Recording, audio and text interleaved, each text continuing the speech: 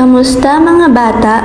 Ngayong araw ay tatalakayin natin kung sino-sino ang mga naging presidente ng Pilipinas at kung sino ang kasalukuyang presidente ngayon. Isahan natin kay Emilio Aguinaldo. Si Emilio Aguinaldo ang unang presidente ng Pilipinas, pangulo ng unang termino ng Republika. Siya ay humawak ng mga posisyon bilang pangulo ng revolusyonaryong pamahalaan, pangulo ng Republika ng Biak na Bato, pinuno ng pamahalaang diktatorial at pangulo ng isa pang revolusyonaryong pamahalaan. Sunod naman ay si Manuel L. Quezon.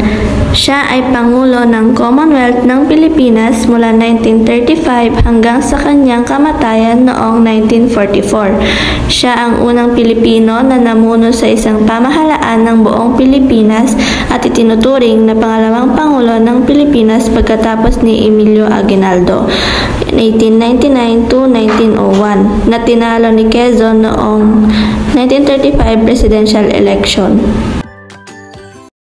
Ang ikatlong naging presidente ng Pilipinas ay si Jose P. Laurel, isang Pilipinong abogado, politiko at hukom na nagsilbi bilang Pangulo ng Pilipinas noong panahon ng pananakop ng Hapon. Noong ikalawang digmaang pandaigdig, ipinanganak at lumaki si Laurel sa isang bayan sa timog ng Maynila. Sergio Osmeña, isang Pilipinong abogado at politiko na nagsilbi bilang ika-4 na Pangulo ng Pilipinas mula 1944 hanggang 1946. Siya ay pangalawang Pangulo sa ilalim ni Manuel L. Quezon. Ang susunod naman ay si Manuel Rojas, isang Pilipinong abogado at politiko na nagsilbi bilang ika-5 Pangulo ng Pilipinas mula 1946 hanggang sa kanyang kamatayan noong 1948. Elpidio Quirino, isang Pilipinong abogado at politiko na nagsilbi bilang ika-6 na Pangulo ng Pilipinas mula 1948 hanggang 1953.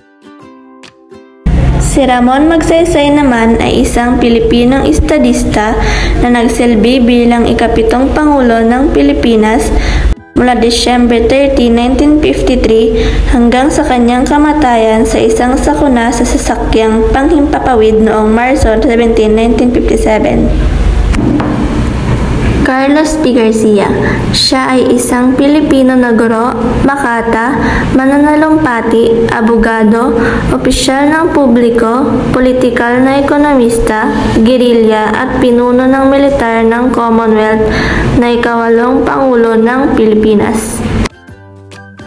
Ang susunod naman ay si Diosdado Macapagal, isang Pilipinong abogado, makata at politiko na nagsilbi bilang ika-9 na Pangulo ng Pilipinas na naglingkod mula 1961 hanggang 1965 at ang ika-6 na pangalawang Pangulo na naglilingkod mula 1957 hanggang 1961. Naglingkod din siya bilang miyembro ng kapulungan ng mga kinatawan at pinamunuan ang Constitutional Convention ng 1970. Siya ang ama ni Gloria Macapagal Arroyo na sumunod sa kanyang landas bilang Pangulo ng Pilipinas mula 2001 hanggang 2010. Ferdinand Marcos Sr., isang Pilipinong politiko, abogado, diktator at Cleopatra na nagsilbi bilang ika-10 Pangulo ng Pilipinas mula 1965 hanggang 1986. Siya ay namuno sa ilalim ng batas militar mula 1972 hanggang 1981 at pinanatili ang karamihan sa kanyang kapangyarihan sa batas militar hanggang sa mapatalsik siya noong 1986. Na binansagan ang kanyang pamumuno bilang constitutional authoritism sa ilalim ng kanyang kilusang Bagong Lipunan o New Society Movement. Isa sa mga pinakakontrobersyal na pinuno ng ika-20 siglo. Ang pamamahala ni Marcos ay tanyag sa katiwalian, pagmamalabis at kalupitan. Corazon Aquino, isang Pilipinang politiko na nagsilbi bilang ika-11 Pangulo ng Pilipinas mula 1986 hanggang 1992. Siya ang pinakakilalang figura ng 1986 People Power Revolution na nagwakas sa 2 dekada na pamumuno ni Pangulong Ferdinand Marcos at tumantong sa pagtatag ng kasalukuyang demokratikong 5th Philippine Republic. Fidel V. Ramos, isang Pilipinong general at politiko na nagsilbi bilang ika-12 Pangulo ng Pilipinas mula 1992 hanggang 1998.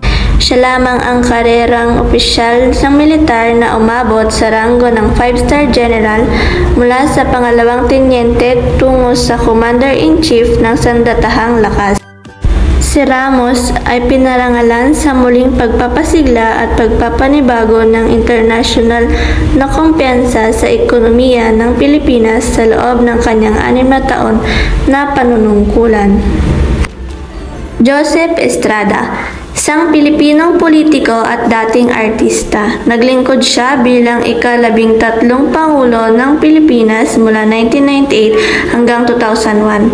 Ika-9 na pangalawang Pangulo ng Pilipinas mula 1992 hanggang 1998 at ika-26 na alkalde ng lungsod ng Maynila, ang kabisera ng bansa mula 2013 hanggang 2019. Noong 2001, siya ay naging unang punong tagapagpaganap sa Asya na formal na na-impeach at nagbitiw sa kanyang kapangyarihan.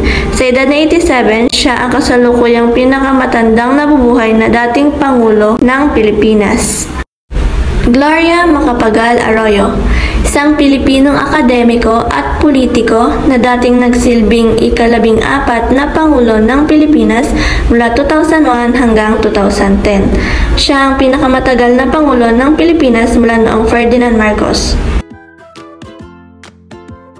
Sunod naman ay si Benigno Aquino III. Siya ay anak ni Corazon Aquino na nagsilbi bilang Pangulo ng Pilipinas 1986-92 at pinuno ng politika na si Benigno Simeon Aquino Jr. Siya ang ika-4 na henerasyon ng mga politiko sa kanilang pamilya. Si Aquino ang kauna-unahang Pangulo ng Pilipinas na binata at wala pang anak. Rodrigo Duterte, isang Pilipinong abogado at politiko na nagsilbi bilang ika-16 na Pangulo ng Pilipinas mula 2016 hanggang 2022. Siya ang tagapangulo ng PDP Laban, ang namumuno sa partidong pampulitika sa Pilipinas sa panahon ng kanyang pagkapangulo. At ang panghuli ay si Ferdinand Marcos Jr., isang politikong Pilipino na ika-17 at kasalukuyang Pangulo ng Pilipinas. Dati siyang nagsilbi bilang senador mula 2010 hanggang 2016. Siya ang pangalawang anak ng ika-10 Pangulo, Cleopatra, at diktator na si Ferdinand Marcos at dating unang ginang na si Imelda Marcos. At dito na nga nagtatapos ang ating talakayan ngayong araw. Sana ay may natutunan kayo mga bata. Hanggang sa muli, paalam!